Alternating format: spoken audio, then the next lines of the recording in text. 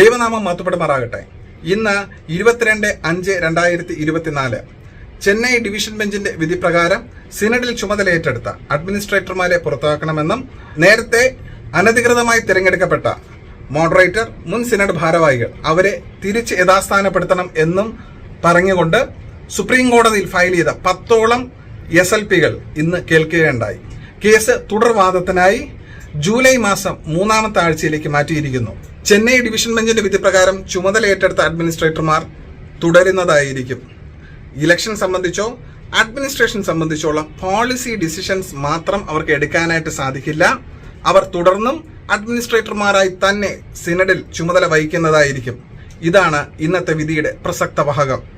July മാസം 3ാമത്തെ ആഴ്ച വീണ്ടും കേസ് വാദത്തിന് വേണ്ടി എടുക്കുമ്പോൾ ദൈവം അത്ഭുതം പ്രവർത്തിക്കാനായി നമുക്ക് തുടർന്നും പ്രാർത്ഥിച്ചുകൊണ്ടിരിക്കാം. ദൈവം എല്ലാവരെയും സമൃദ്ധിയായിട്ട് അനുഗ്രഹിക്കട്ടെ.